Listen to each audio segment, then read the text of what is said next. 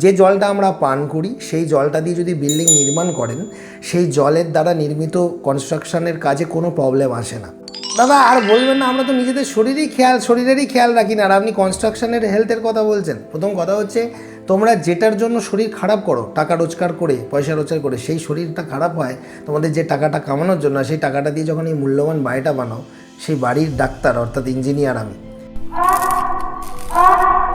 আজকে একটা মারাত্মক প্রশ্ন করেছে রাজেশ পাল। তার প্রশ্নটা হচ্ছে যে টিউবওয়েলের জলে যে নোনা স্বাদ রয়েছে, সেই জল দিয়ে কি পুরো ঘর অর্থাৎ গাঁথনি, ঢালাই, প্লাস্টার করা কি সম্ভব? খুব ভালো প্রশ্ন, এবং সেটা নিয়ে ভাবলাম ভিডিও বানানো দরকার। এখন অনেকেই মনে করে যে কোনো জলেই কাজ করা যাবে। বিশেষ করে গ্রামেগঞ্জে তো দেখেছি ড্রেন, পুকুর, নালা সব জল দিয়েই কাজ আরম্ভ করে, বলে কতবারই করছি, কিচ্ছু হয় না। তো এই বিষয়ে আলোচনাটা আজকে গড়াবো। তো সবার আগে একটা কথা বলি, রাস্তাঘাটে চলার পথে যেমন আশেপাশে গু থাকলে গু দেখে আমাদেরকে হাঁটতে হয় না, ঠিক সেরকম সোশ্যাল মিডিয়াতেও কিছু গু আছে। সেরকমই একজন গু কমেন্ট করলেন।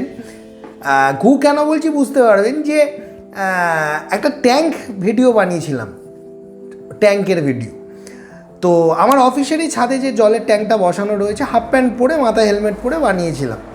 তো সেটা প্রচুর ভাইরাল হয়, এবং সেখানে একজন গু কমেন্ট করলেন যে দেখেছো কীরকম ভাটের টপিক নিয়ে ভিডিও বানিয়ে দিচ্ছে, অথচ ভেবে দেখো সেই গু সারা দিন ধরে ওই সেই ভিডিও দেখেও যাচ্ছে, তার এত ইন্টারেস্ট ভিডিওটা দেখার প্রতি। প্রথম কথা হচ্ছে, সাধারণ মানুষের জন্য কাজ করছি বলে এই ধরনের কিছু গুয়েদের প্রচুর সমস্যা হচ্ছে, এবং তারা কিন্তু হিংসায় ফেটে যাচ্ছে।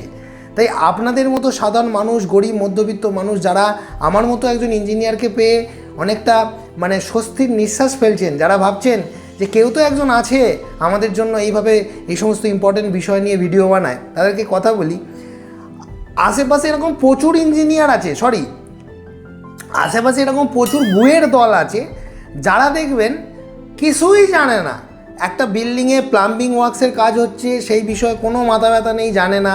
একটা মার্বেলের ফ্লোরিংয়ের কাজ হলে কিচ্ছু জানে না। একটা বেসিক একটা পনসিল বা যে কোনো ওয়ার্ক হচ্ছে, সেই বিষয়ে কিচ্ছু ধারণা নেই। ওই একটা অটোক্যাডে 2 তলা 1 তলা 3 তলা বাড়ির প্ল্যান দিতে শিখে গেছে, তাও তা ঠিক করে জানে না, সিঁড়ির হিসাব মেলাতে পারে না, ইঞ্জিনিয়ার হয়ে ঘুরে বেড়ায় আর এইভাবে কমেন্ট করে, সেই গুয়ের দল। তো যাই হোক, আজকে এই বিষয়টা নিয়ে ভিডিও বানাচ্ছি, জানি না আবার এই গুয়ের দল এটা নিয়েও কমেন্ট করে দেবেন, এইসব আলতু ফালতু টপিকে ভিডিও বানাচ্ছেন। তো আজকের প্রশ্নটা রাজেশ পাল, তোমার এই প্রশ্নের উত্তরের পাশাপাশি গোটা পশ্চিমবঙ্গবাসী থেকে শুরু করে বাংলাভাষী যারা বাংলাদেশ এবং পশ্চিমবাংলার বাঙালিরা রয়েছে, তারা সকলেই জানতে পারবে। প্রথম কথা হচ্ছে, অবশ্যই জলের একটা পারফেক্ট ভ্যালু দেখে আমরা কাজ করতে বলেছিলাম, এই নিয়ে আমি অনেকদিন আগে ভিডিও বানিয়েছিলাম। কিন্তু আজকে আমি একদম পরিষ্কার বলছি, ড্রিঙ্কেবল ওয়াটার, পানীয় জল, যে জলটা আমরা পান করি, সহজ সরল বাংলায় বুঝুন, কোনো অতিরিক্ত নাটক নয়, একদম পরিষ্কার বাংলায় কথা বলবো, বাংলার ছেলে, বাংলায় বুঝুন, বাংলায় ভালো বাড়ি নির্মাণ করুন। আচ্ছা বন্ধুরা, আপনারা যারা এই ভিডিওটা এখনও দেখেননি, এটাকে খুঁজছিলেন, তারা কিন্তু এই ভিডিওটা শেষ করার পর আই বাটনে যে লিঙ্কটা দিয়ে দিলাম, ওখানে গিয়ে এই ভিডিওটা দেখে নিতে পারেন। যে জলটা আমরা পান করি, সেই জলটা দিয়ে যদি বিল্ডিং নির্মাণ করেন, সেই জলের দ্বারা নির্মিত কনস্ট্রাকশনের কাজে কোনো প্রবলেম আসে না। এখন অনেকেই দেখছি প্রতিনিয়ত আমাদেরকে এই ফুটেজগুলো পাঠাচ্ছে, দাদা আর বলবেন না, প্লাস্টার করেছি বাইরের দেয়ালে, ভিতরের দেয়ালে ইঁটে দেখছি প্রচুর সাদা দাগ এসে গেছে। আবার দেখছি আপনি তো বলছেন দাদা ইঁটের জন্য দেয়ালে সাদা দাগ আসে, যেটাকে নোনা বলা হয়, তাহলে এই ঢালাই কলমটাতে কেন সাদা দাগ এলো? ঢালাইটা তো আর ইঁট নয়। তো মেন ঘটনা হচ্ছে, এই যে নোনার প্রবলেমটা, সেটা কিন্তু একটা বিশাল বড় সমস্যা।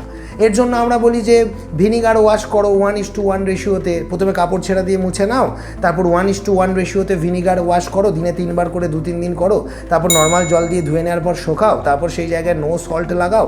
নো সল্ট স্টার্ট ফ্লেক্সন একটা ভালো কেমিক্যাল, যেখানে নোনা আছে সেই জায়গায় লাগানো হয়, তারপর প্লাস্টার করো। এইসব অনেকেই বলছে। আমরা গোড়ায় আসি, এই সমস্ত নোনার প্রবলেমগুলো কি শুধুমাত্র ইঁট, অর্থাৎ যে মাটি দিয়ে ইঁট তৈরি হয় সেই মাটির দোষে হয়?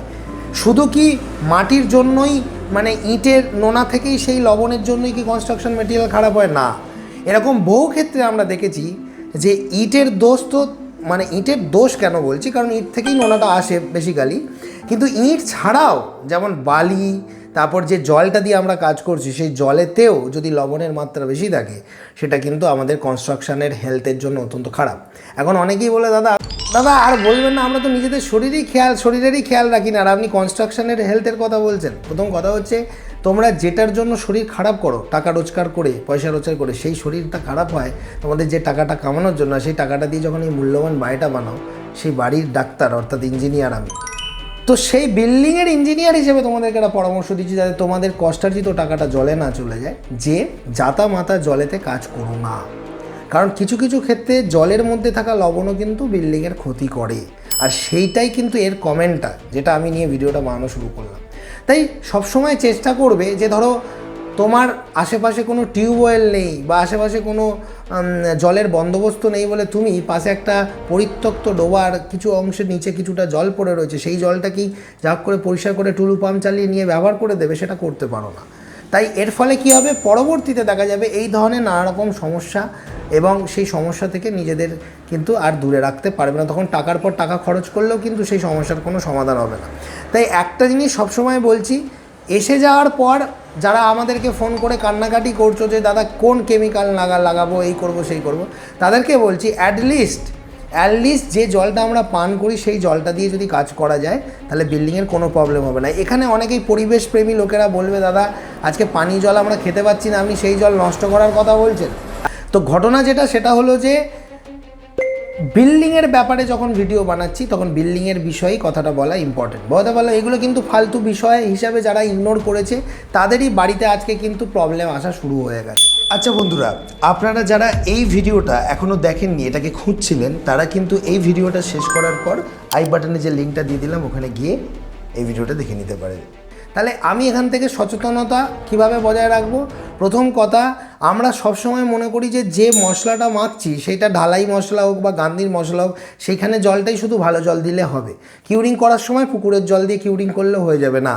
আমি কনস্ট্রাকশনে জল দেওয়ার কথা বলছি, মানে যখন আমি দেয়ালটা ভেজাচ্ছি, কিউরিং করছি 7 দিন ধরে, সেই জলটাও কিন্তু আমাকে পানীয় জল দিতে হবে। সেটাও কিন্তু ওই শ্যাওলা মাখা, পাঁক মাখা নোংরা জল বা আয়রন আছে এরকম অনেক কলে, ফার্স্ট লেয়ারের কল দেখা যাচ্ছে, টিউবওয়েল যেটাকে আমরা বলছেন, তো বাংলায় তো কল বলে, তো সেই কলের জল দেখা যায় এরকম আয়রন মাখা। এবং আমি কদিন আগে একটা সাইটে ভিজিট করার সময় যখন ফিরছিলাম, রাস্তা দিয়ে যেতে যেতে দেখছি একটা কলম স্ট্রাকচারের বিল্ডিং হয়ে দাঁড়িয়ে রয়েছে এবং কলমগুলো পুরো হলুদ হয়ে গেছে, মানে সে যে জলটা দিয়ে কিউরিং করেছে পুরো আয়রনে ভর্তি।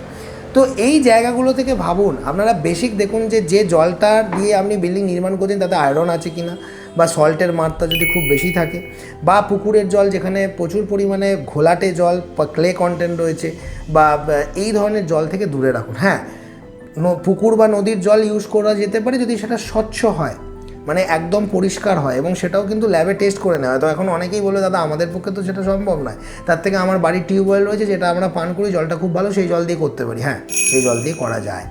তো আজকের এই প্রশ্নটা থেকে অনেকেই এটা জানলেন যে যারা বিল্ডিং নির্মাণ করতে যাচ্ছেন অন্তত জলের এই বিষয়টার দিকে নজর দিন, কারণ বিল্ডিং নির্মাণের সময় প্রচুর পরিমাণে জলের ব্যবহার হয়, আর আমরা তারপর বলি ইঁটের দোষে নোনা এসেছে, বালির দোষে এসেছে। ইঁট বা বালির দোষ তো থাকেই, কিন্তু জলও কিন্তু কোনো অংশে কম দায়ী নয়। তাই জলটার বিষয়ে খেয়াল রাখতে হবে, আর এই বিষয়টা নিয়ে আপনাদেরকে ভাবলাম আজকে একটা ভিডিওর মাধ্যমে তুলে ধরি।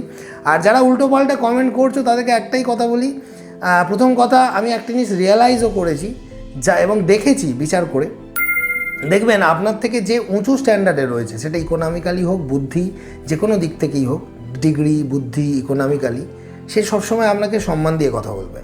আর যারা দেখবেন আপনার থেকে শতাধিক বিলো স্ট্যান্ডার্ডে পড়ে রয়েছে, তারাই দেখবেন উল্টোপাল্টা মন্তব্য করার চেষ্টা করে, এবং উল্টোপাল্টা কমেন্ট করে তারা কী পায় জানি না। প্রথম কথা, এই যে এত পরিমাণ লোক যারা আমাকে বিভিন্ন জায়গা থেকে সাবস্ক্রাইব করে রেখেছে, যারা আমাকে ভালোবেসে রেখেছে, তারা তো কিছু পায় আমার থেকে, তাই জন্যই তো আমার পিছনে পড়ে রয়েছে। নাহলে এত কথা, এই ভাট বকাগুলো যেগুলো আপনাদের মনে, যারা এই সমস্ত গুয়েদের মনে হচ্ছে ভাট বকা শুনছে কেন? তাহলে বোঝাতে পারলাম, পানীয় জল যেটা বিল্ডিংয়ের জন্য, সেটা কিউরিং করুন বা মশলা মাখুন, সবেতেই ব্যবহার করবেন, প্লাস্টার করুন, গাঁথনি করুন, নাহলে কিন্তু বিপদ অনিবার্য।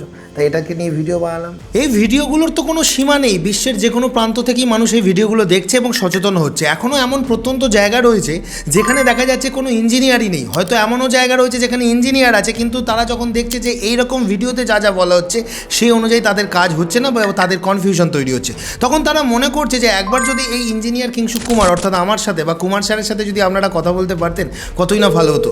তার জন্য আমরা একটা সুবিধা রেখেছি, যেটা হচ্ছে যে মাত্র 200 টাকার বিনিময়ে 10 মিনিট সরাসরি আপনার গভীর থেকে গভীরতম সমস্যার ছবি ও ভিডিও পাঠিয়ে আমাদের থেকে সমাধান নিতে পারেন। এবং তার জন্য না আপনাকে আমাদের অফিসে আসতে হবে, না আমরা ওখানে যাব, অর্থাৎ সম্পূর্ণ ফোন কলের দ্বারাই এটা পেতে পারেন। সোমবার আমাদের অফিস বন্ধ, সোমবার বাদে যে কোনো দিন বিকাল 5টা থেকে 7টায় সাধারণত এই অ্যাপয়েন্টমেন্টটা দেওয়া হয়। এছাড়া সকাল 10টা থেকে 12টার মধ্যেও পেতে পারেন, তবে সেটা শর্ত সাপেক্ষ। এছাড়া আমাদের কাছে বিভিন্ন ধরনের পরিষেবা রয়েছে, 3D ড্রয়িং, 2D ড্রয়িং, সেই একটা চার্টও আমি আপনাদেরকে দেখাচ্ছি। 2026 সালের যে নতুন চার্ট আমরা দিয়েছি, সেটা পেতে গেলে আপনারা সবসময় আমাদের হোয়াটসঅ্যাপ নাম্বারে হোয়াটসঅ্যাপে লিখবেন যে স্যারের সাথে অ্যাপয়েন্টমেন্ট নিতে চাই বা আপনাদের পরিষেবা চার্টটা পাঠান।